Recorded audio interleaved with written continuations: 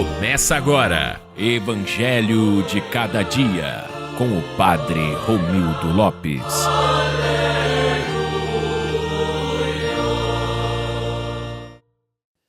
Naquele tempo, Jesus ergueu os olhos ao céu e rezou, dizendo: Pai Santo, guarda-os em teu nome, o nome que me deste, para que eles sejam um, assim como nós somos um.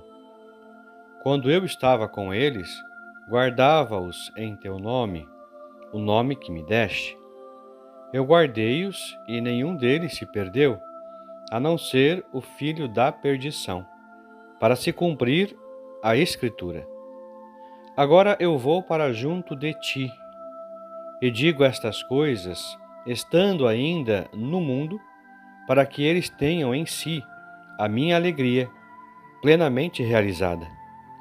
Eu lhes dei a tua palavra, mas o mundo os rejeitou, porque não são do mundo, como eu não sou do mundo. Não te peço que os tires do mundo, mas que os guardes do maligno. Eles não são do mundo, como eu não sou do mundo. Consagra-os na verdade. A tua palavra é verdade. Como tu me enviaste ao mundo, assim também eu os enviei ao mundo. Eu me consagro por eles, a fim de que eles também sejam consagrados na verdade.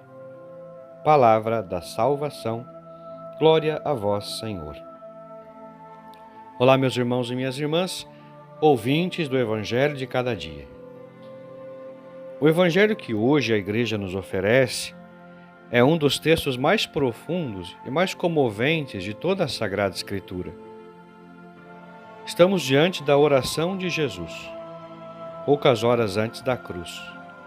O Senhor abre o seu coração ao Pai.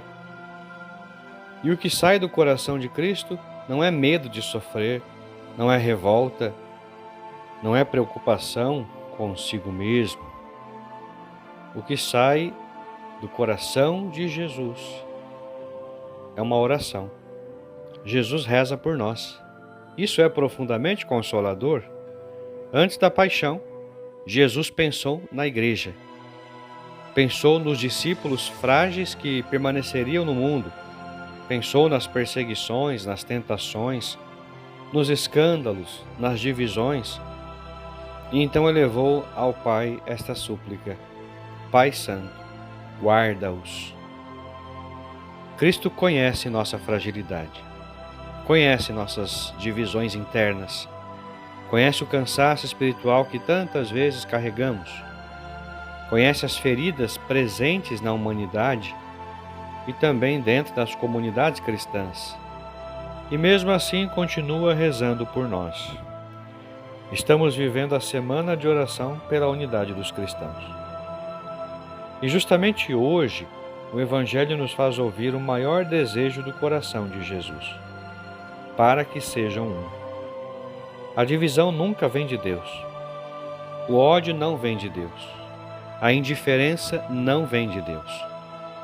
Toda vez que o orgulho fala mais alto que a caridade, o rosto de Cristo é desfigurado no mundo. A unidade pela qual Jesus reza não é uniformidade artificial, não significa pensar todos exatamente da mesma maneira em tudo. A unidade cristã nasce do amor, da verdade e da presença do Espírito Santo. São Cipriano de Cartago dizia: ninguém pode ter Deus por pai se não tiver a Igreja por mãe. Isso significa que não existe verdadeira espiritualidade cristã sem comunhão. O individualismo espiritual é contrário ao Evangelho. O discípulo de Jesus aprende a caminhar com os irmãos, mesmo em meio a diferenças, dificuldades e limites. Talvez hoje devamos nos perguntar quantas vezes contribuímos para a divisão, quantas vezes alimentamos fofocas, quantas vezes julgamos precipitadamente, quantas vezes preferimos vencer uma discussão em vez de salvar um irmão. Jesus não rezou para que os discípulos fossem poderosos, rezou para que fossem unidos. Isso nos leva a outro ponto profundo do Evangelho. Jesus diz: eles estão no mundo, mas não são do mundo. O cristão vive no mundo, trabalha, sofre, enfrenta lutas, paga contas, boletos, convive com conflitos humanos, mas sua alma pertence a Deus. O discípulo de Cristo não pode assumir a lógica do ódio, da mentira, da violência e da vingança. Vivemos tempos em que muitos perderam o sentido da verdade. O Evangelho é relativizado. A fé é reduzida à emoção passageira. A santidade parece algo impossível, mas Jesus reza: santificai-os na verdade. A verdade não é uma ideologia, a verdade é o próprio Cristo. Somente Jesus pode unificar o coração humano dividido. Somente Jesus pode curar nossas feridas interiores. Somente Jesus pode reconstruir comunidades machucadas pelo orgulho e pela vaidade. Estamos também nos aproximando de Pentecostes, e existe algo belíssimo nisso. Em Babel, os homens se dividiram pelo orgulho. Em Pentecostes, os homens se reencontram pelo Espírito Santo. O Espírito cria unidade. O Espírito gera comunhão. O Espírito derruba muros. O Espírito transforma medo em coragem. Os discípulos que antes estavam fechados no cenáculo tornar-se-ão anunciadores do Evangelho até os confins da terra. Talvez muitos de nós também estejamos vivendo cenáculos interiores, medo, tristeza, desânimo, feridas, insegurança, mas Pentecostes se aproxima. O Senhor prepara um novo derramamento da graça. Santa Teresa de Calcutá dizia assim: o que falta ao mundo é o amor, e o amor começa em casa. A unidade da igreja começa nas pequenas atitudes, na paciência, na escuta, na humildade, na capacidade de pedir perdão, na coragem de recomeçar. Hoje Jesus continua rezando ao Pai por nós. E isso muda tudo. Não caminhamos sozinhos. Existe uma oração eterna de Cristo sustentando a igreja. Enquanto o mundo produz divisão, Cristo produz comunhão. Enquanto o pecado espalha morte, Cristo derrama vida. Enquanto o maligno tenta separar, o Espírito Santo reúne. Por isso, nesta última semana do tempo pascal, peçamos a graça de um coração reconciliado, humilde e cheio do Espírito Santo. Que nossas comunidades não sejam lugares de disputa, mas de fraternidade.